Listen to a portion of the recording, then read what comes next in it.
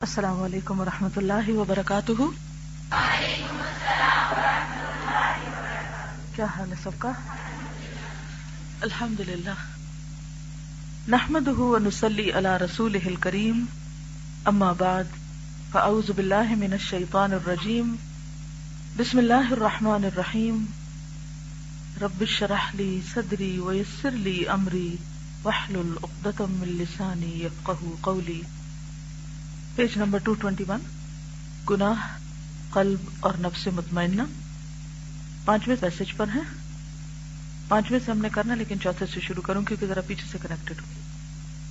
انسان کے قلب کی بھی یہی حالت ہے، گناہوں سے زنگ آلود ہو جاتا ہے۔ معاصی یعنی گناہوں سے وہ اپاہج جیسا ہو جاتا ہے، معذور۔ اسے جب دشمن سے لڑنے کی ضرورت پیش آتی ہے تو مقابلے کے لیے اس کے پاس کوئی چیز نہیں ہوتی۔ دشمن کون ہے؟ شیطان۔ انسان جب کسی سے جنگ کرتا ہے تو قلب اور قلب کی طاقت ہی کے ذریعے جنگ کرتا ہے۔ گویا انسانی اعمال میں جو قوت محرکہ ہے وہ قلب ہے، دل ہے۔ آپ نے دیکھا ہوگا کہ جس چیز پر ہمارا دل آ جائے، جو چیز ہم دل سے چاہتے ہوں، جس پہ دل راضی ہو جائے، اس کو ہم کسی بھی قیمت پہ کرنے کو تیار ہو جاتے ہیں۔ اور جو چیز ہمارے دل کو نہ لگے، دل راضی جس پہ نہ ہو، وہ اگر ہم کر بھی دیں تو وہ نہ کیے کے برابر ہوتی، کیونکہ وہ صرف ایک ڈھانچہ سا ہوتا ہے، ظاہری چیز ہوتی ہے جس میں کوئی روح نہیں ہوتی، جس کی پھر کوئی برکت نہیں ہوتی، جس کا کچھ فائدہ نہیں ہوتا۔ تو انسان جب کسی سے جنگ کرتا ہے تو قلب اور قلب کی طاقت ہی کے ذریعے جنگ کرتا ہے، قلب کی قوت ہی سے حملہ کرتا ہے، قلب ہی کی طاقت سے اقدام کرتا ہے۔ جسم اور جسم کے اعضاء تو قلب کے تابع ہوتے ہیں، اس کو فالو کر رہے ہوتے ہیں۔ اور جب قلب کے پاس جو جسم اور جوارح کا بادشاہ ہے قوت اور طاقت نہ ہو تو وہ مدافعت ہی کیا کر سکتا ہے؟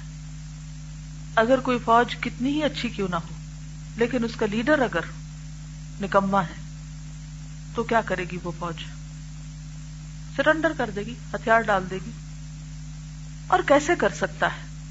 اور پھر جب کہ بادشاہ ہی سرے سے نہ ہو تو انجام کیا ہوگا؟ کسی بھی فوج کا اگر لیڈر ہی نہ ہو تو پھر تو کامیابی کا کوئی امکان ہے ہی نہیں۔ تو اسی لیے ایمان لانا جو ہے وہ بھی دراصل کس کا فعل ہے؟ قلب کا۔ اگر دل میں ایمان جاگزی ہو جائے تو پھر دیر نہیں لگتی زبان سے اس کے اقرار پر اور عمل سے اس کے اظہار پر، کیونکہ باقی تمام اعضاء اس کے تابع ہیں۔ اور اگر دل میں ایمان نہیں یا ایمان کمزور ہے تو پھر انسان کا عمل اس کے بالکل برعکس ہوگا جو وہ زبان سے کہہ رہا ہے۔ تو اس لیے بے حد ضروری ہے کہ انسان دل کی اصلاح کی فکر کرے۔ جو حال قلب کا ہے وہی نفس کا ہے۔ نفس شہوات اور خواہشات، معاصی اور گناہوں کی وجہ سے خبیث اور ناپاک ہو جاتا ہے۔ نفس خبیث ہو جاتا ہے کس سے؟ گناہوں کی وجہ سے، اور اس کے تمام قوا ختم ہو جاتے ہیں، یعنی وہ کمزور ہو جاتا ہے۔ تو گناہوں کا ایک بہت بڑا نقصان کیا ہے کہ وہ انسان کے دل کو کمزور کر دیتے ہیں، زنگ آلود کر دیتے ہیں۔ کلا بل ران علی قلوبہم بما کانوا یکسبون۔ یہاں نفس سے مراد نفس مطمئنہ ہے، کیونکہ نفس امارہ تو شہوات اور خواہشات اور گناہوں سے اور زیادہ قوی، مضبوط، دلیر اور درندہ صفت بن جاتا ہے۔ یہ مانی ہوئی بات ہے کہ نفس امارہ، معلوم ہے نا نفس امارہ کون سا نفس ہے؟ جو انسان کو گناہوں کا حکم دیتا ہے، گناہوں پہ اکساتا ہے۔ یہ مانی ہوئی بات ہے کہ نفس امارہ قوی اور طاقتور ہو جائے تو نفس مطمئنہ کمزور ہو جاتا ہے۔ اس صورت میں صرف نفس امارہ کی فرما روائی قائم ہو جاتی ہے، وہی حاوی ہو جاتا ہے۔ نفس مطمئنہ اس طرح موت کے گھاٹ اتر جائے تو اس کے بعد اس کی زندگی کی کوئی توقع نہیں رہتی۔ سمجھ لیجئے کہ وہ دنیا میں مر چکا اور برزخ میں بھی مر چکا۔ یاد ہے شروع میں ہم نے پڑھا تھا کہ جسمانی بیماریاں جسم کے ختم ہونے کے ساتھ ختم ہو جاتی، لیکن روحانی بیماریاں دل کی بیماریاں ختم نہیں ہوتی کیونکہ روح ختم نہیں ہوتی، مرتی نہیں۔ تو جس حال میں ہم مریں گے برزخ میں ہمارا وہی حال ہوگا۔ اگر قلب مطمئنہ ہوگا تو برزخ میں بھی اطمینان کی حالت ہوگی اور آخرت میں بھی اطمینان میں اٹھیں گے۔ تو آغاز کہاں سے ہوتا ہے، شروع کہاں سے ہوتا ہے کام؟ آج سے، دنیا سے۔ کل کا انتظار نہ کریں، آج اپنے دل کو ٹٹولیں کہ مجھ پر کیا چیز حاوی ہے، میری خواہشات؟ کیا میں جو کچھ کرتی ہوں اپنی خواہشات کے تابع کرتی ہوں، بس اپنی مرضی کی پیروی کر رہی ہوں؟ یہ دیکھے بغیر کہ جو میں کر رہی ہوں وہ حلال ہے یا حرام ہے، جائز ہے یا ناجائز ہے، اللہ کا پسندیدہ ہے یا ناپسندیدہ۔ مثلا کسی گناہ کا نام لیجئے جو ہم خواہشات کی وجہ سے کرتے ہیں، جی غیبت، اس کے پیچھے کیا ہوتا ہے؟ نفس امارہ، اور چوری بھی اسی کا نتیجہ ہوتی، اور یہ سب ایک ہی کیٹیگری، جتنی بھی اخلاقی خرابیاں، یہ جھوٹ، غیبت، چغلی، تانا، یہ سب ایک ہی کیٹیگری میں آ جاتے، تھوڑا تھوڑا فرق ہے ان میں۔ زنا میں آپ دیکھیے کہ ایک تو وہ ایکسٹریم زنا ہے، لیکن اس کے علاوہ آنکھوں کا، ہاتھوں کا، کانوں کا، زبان کا۔ مثلا ایک لڑکی کا کسی لڑکے کو ٹیکسٹ میسج کرنا جس میں اس نے اپنے دلی جذبات کا اظہار کیا ہوا ہو، حلال ہے یا حرام ہے؟ کیا یہ زنا کی ایک قسم نہیں؟ کون سی قسم ہے؟ ہاتھوں سے کرنا، آنکھیں بھی انوالوڈ ہیں، دل تو ہے ہی، دل ہی کی وجہ سے تو ہو رہا ہے یہ۔ عام طور پر لوگ کیا کہتے ہیں؟ دل کے ہاتھوں مجبور ہیں، تو یہ ہم نے خود ہی ایجاد کی ہوئی نا چیز۔ تو اس کا مطلب کیا ہے کہ ہم پر ہمارا نفس امارہ حاوی ہے اور ہم اس کے غلام بن چکے ہیں، اور اگر ہم نے اپنی اصلاح نہ کی اور اس حرام سے باز نہ آئے، اس غلط کام کو نہ چھوڑا، تو کیا کل کو قیامت کے دن یہ سارے میسجز، یہ سارے ہاتھ، یہ ٹائپنگ، یہ آلہ جس سے ہم یہ سب ٹائپ کرتے ہیں، ہمارے خلاف گواہی نہ دے گا؟ چاہے ہم کتنے بھی چھپ کے کریں، جتنا مرضی چھپ جائیں، کسی کو بھی خبر نہ ہونے دیں، اللہ تو دیکھ رہا ہے نا، فرشتے تو ساتھ ہی لگے ہوئے ہیں، وہ تو دیکھتے ہیں۔ اب اس بری عادت سے کیسے بچ سکتے ہیں؟ کیسے چھوٹ سکتی ہے؟ کیسے اس سے نکل سکتے ہیں؟ یہ کون ہماری مدد کرے گا؟ کون فیصلہ کرے گا؟ اور کیا اس عمل سے قلب مطمئنہ ہو سکتا ہے؟ جب بھی انسان گناہ کا کام کرتا ہے، خواہ وقتی لذت اس کو حاصل ہو رہی ہو، لیکن قلب کبھی بھی قلب مطمئنہ نہیں ہو سکتا۔ بہت سے لوگ اسی چکر کا شکار ہو کر غمگین رہتے ہیں، دکھی رہتے ہیں، ان کا دھیان اسی طرح لگا رہتا ہے۔ It's a kind of obsession، اور یہ ایک ڈیزیز ہے، یہ انسان کے قلب کو قلب مطمئنہ نہیں رہنے دیتی۔ اب اس مثال کو سامنے رکھ کے دیکھیے کہ نفس مطمئنہ اس طرح موت کے گھاٹ اتر جائے، کیونکہ نفس مطمئنہ کو کل کر کے یہ کام ہوتا ہے، ورنہ نہیں ہوتا، اس کی قیمت پر ہوتا ہے۔ تو اس کے بعد اس کی زندگی کی کوئی توقع نہیں رہتی۔ سمجھ لیجئے کہ وہ دنیا میں مر چکا اور برزخ میں بھی مر چکا۔ یہی خیالات آپ کے ساتھ جائیں گے، انہی خیالات کے ساتھ اللہ کے حضور اٹھیں گے، یہی خیالات سامنے لا کے رکھ دیے جائیں گے۔ وَحُصِّلَ مَا فِي الصُّدُورِ، تو اس لیے کس قدر ضروری ہے کہ ان خیالات سے چھٹکارا پایا جائے، چاہے اس کے لیے جس طرح بھی کوشش کرنی پڑے، جتنی بھی محنت کرنی پڑے، کیونکہ اس کے بغیر گزارا نہیں۔ کیونکہ جو تھنکنگ ہوتی ہے نا انسان کی، کنٹینیوس ہوتی ہے، اور اگر انسان اپنی خیالوں یا خوابوں کی دنیا میں جی رہا ہے اور وہ مسلسل اسی عمل کا شکار ہے، نماز پڑھ رہا ہے تو یہی بات اس کے ذہن میں ہے، کھا رہا ہے، پی رہا ہے، سو رہا ہے، جاگ رہا ہے، رات کو ڈریمز ہیں تو وہی ہر چیز اسی کے گرد گھوم رہی ہے، تو آپ کا کیا خیال ہے کہ انسان کا باقی عمل اس سے متاثر نہیں ہو رہا ہے؟ کیا یہ اس کے اعمال نامے کا حصہ نہیں بن رہا؟ بن رہا ہے. تو اس مرض سے چھٹکارا تو پانا ہی ہے، ہر صورت پانا ہے. اور یہ کتاب پڑھی بھی اسی لیے جا رہی ہے کہ ایسے obsession سے باہر نکلا جائے اور ایک نارمل زندگی گزاری جائے اور قلب کو قلب مطمئنہ بنایا جائے. کیونکہ اس طرح کی تمام خواہشات انسان کو غمگین رکھتی ہیں، دکھی رکھتی ہیں، اور مرنے کے ساتھ یہ دکھ ساتھ چلے جاتے ہیں، اور قیامت کے دن بھی انسان مطمئن نہیں اٹھ سکتا. سمجھ لیجئے کہ وہ دنیا میں مر چکا اور برزخ میں بھی مر چکا، اب اسے آخرت میں بھی کوئی زندگی نصیب نہیں ہو سکے گی. اس کی قسمت اور نصیب میں صرف آلام اور مصائب اور تکالیف اور اذیات ہی کی زندگی ہے، اور بس. جیسے دنیا میں اذیت میں ہے ایسے ہی مر کے بھی اذیت میں ہوگا. مقصد یہ ہے کہ ایک گناہگار آدمی جب کسی مصیبت اور آفت میں مبتلا ہو جاتا ہے تو اس کا قلب، اس کی زبان، اس کے ہاتھ پیر اس سے بے وفائی کرتے ہیں، اور ان امور میں جو اس کے حق میں مفید اور نفع بخش ہوتے ہیں خیانت کرتے ہیں.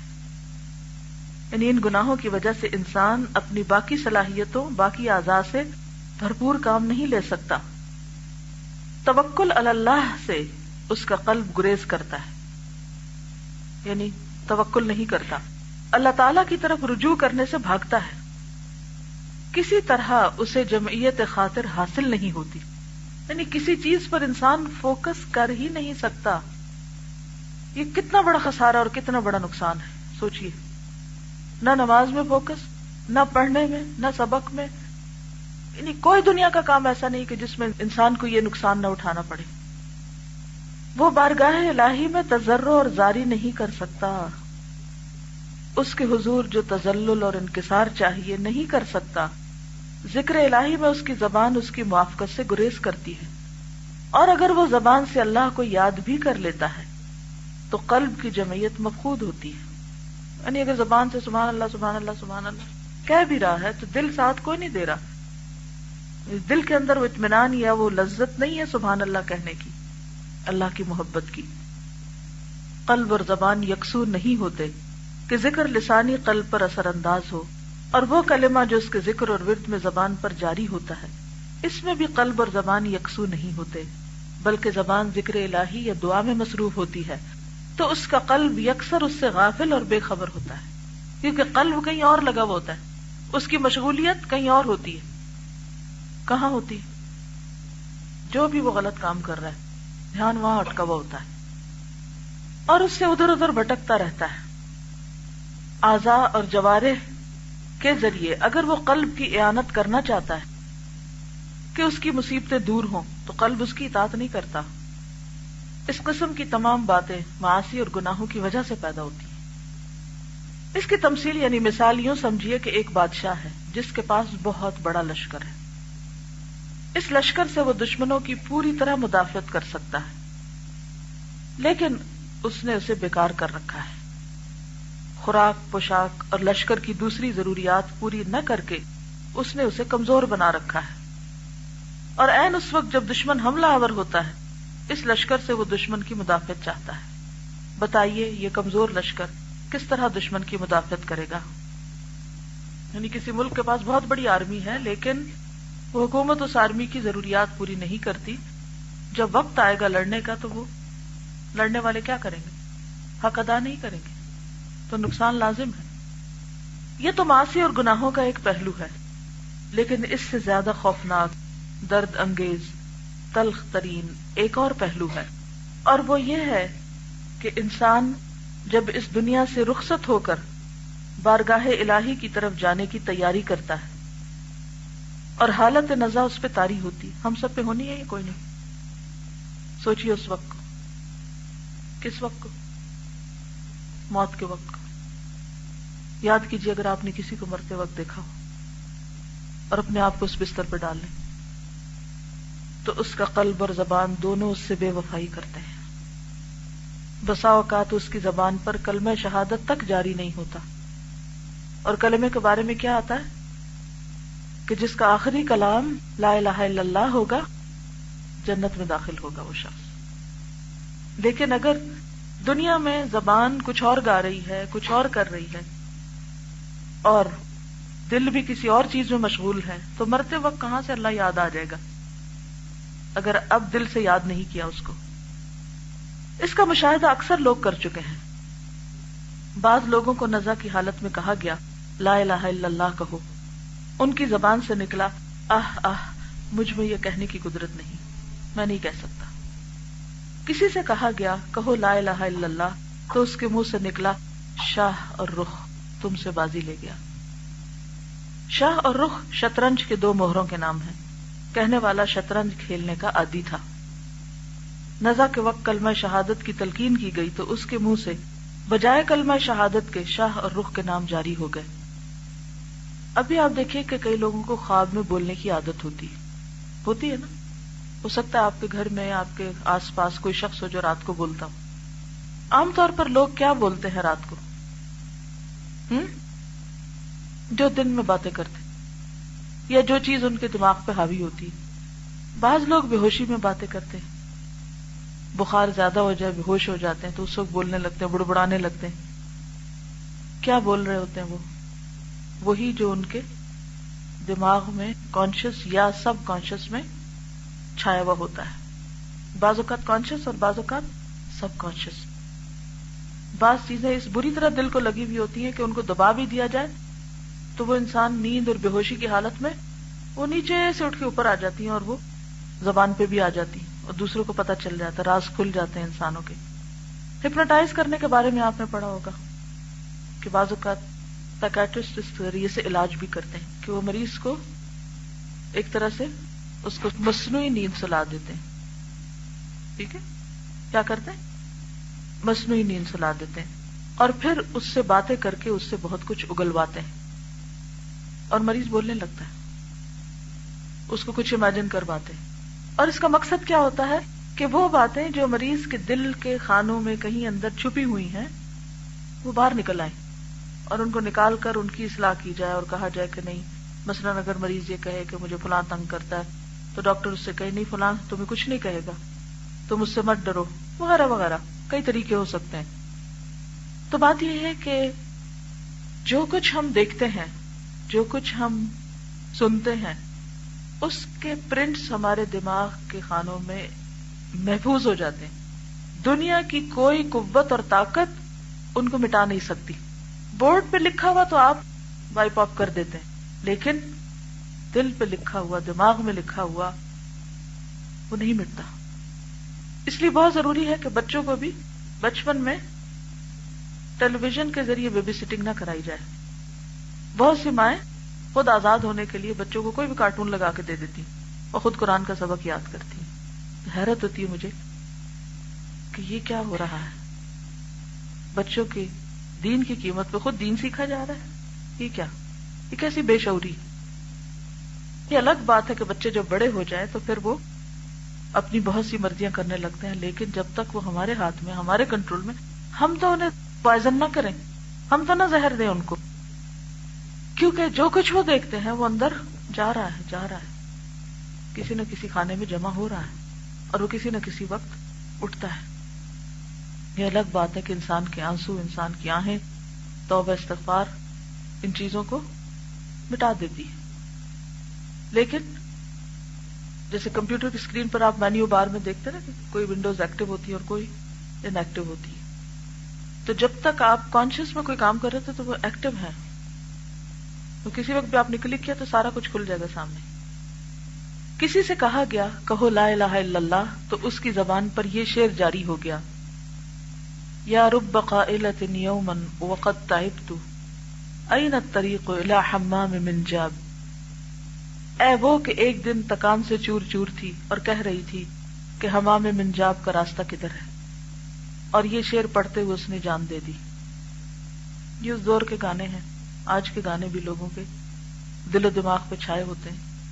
اور آپ نے دیکھا ہوگا کہ اکثر اوقات لوگ جو پیسیولی سنے ہوئے گانے ہوتے ہیں، ایک تو نا کہ آپ خود پلے کر کے گانے سنیں، اور ایک یہ ہے جو ماحول سے آپ کو سننے پڑتے ہیں. مثلا آپ وین میں بیٹھے، لاؤڈ میوزک لگا ہوا تھا، آپ نے بند نہیں کرایا کیونکہ آپ کا ایمان کمزور تھا، آپ یہ کہنے کی جرات ہی نہیں کر سکتے کہ بند کرو، تو مسکین بن کے بیٹھے رہے اور سنتے رہے، چاہے بیزار ہوتے رہے لیکن سنتے رہے. سن لیا آپ نے، اب نتیجہ کیا ہوگا اس سننے کا؟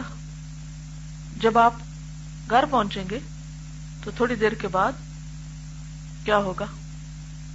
کان میں نہیں بج رہا ہوگا، منہ سے جاری ہوگا، کچھ یاد کرنے کی بھی ضرورت پیش نہیں آئے گی، اور آپ کہیں گے ہیں میں کیا کہہ رہا ہوں؟ کیا سب کے ساتھ ایسا نہیں ہوتا؟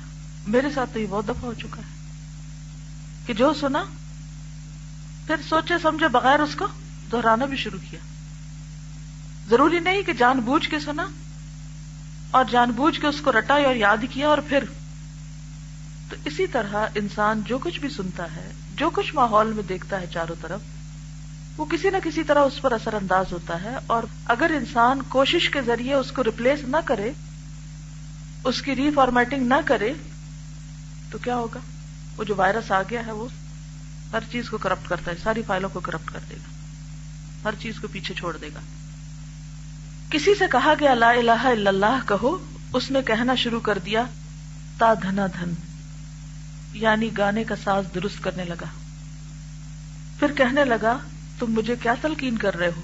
اس سے مجھے کچھ فائدہ نہیں ہوگا، اور دنیا کا تو کوئی گناہ میں ترک نہیں کروں گا. اس کے بعد اس کی جان نکل گئی، یعنی توبہ کی توفیق نہیں ہوئی کہ ساری زندگی اس میں گزر گئی. کیونکہ بعض اوقات ایسے پیشے، ایسے کام انسان کا پیشن بن جاتے ہیں، اور جن چیزوں میں انسان کے نفس کو لذت زیادہ ہوتی ہے ان چیزوں کی طرف عموماً کثیر تعداد میں لوگوں کا دھیان ہوتا ہے. اور پھر بعض اوقات وہ یہ سمجھنے لگتے ہیں کہ یہ تو قدرتی طور پر ہمارے اندر بائی نیچر ان بلٹ ہے، اور یہ بہت سی تعویلیں کر کے ان چیزوں میں اپنی ساری انرجی لگا دیتے. حالانکہ یہ سب کچھ شعوری طور پر بھی ہوتا ہے. انسان کے پاس چوائس ہوتی ہے کہ اپنے ایسے ٹیلنٹ کو کسی غلط راستے پر استعمال کرے یا کسی درست راستے پر.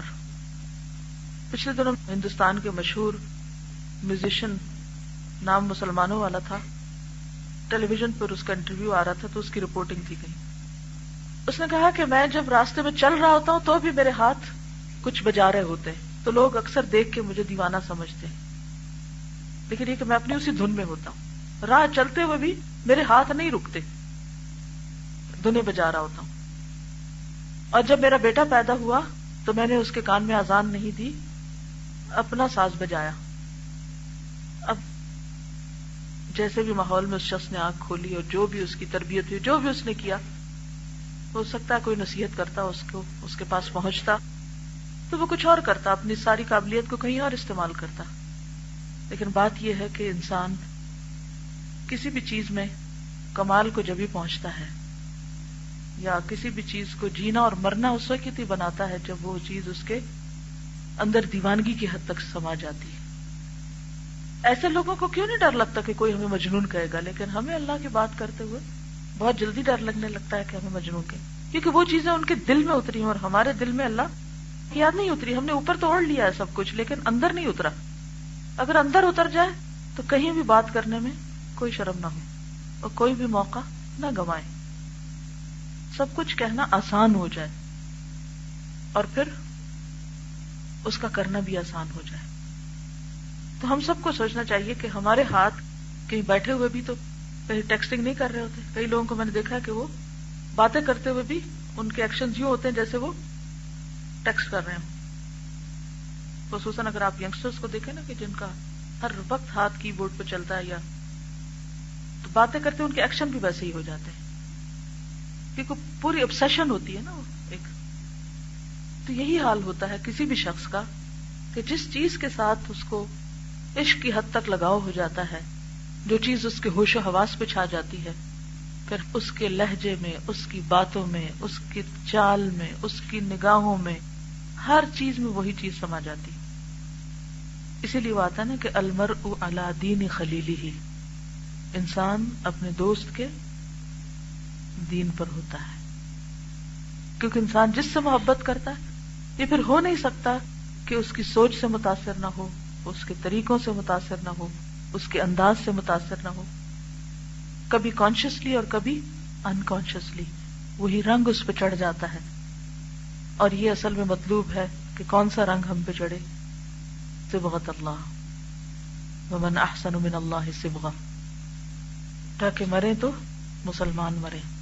ان صلاتی و نسکی و محیایا و مماتی للہ رب العالمین.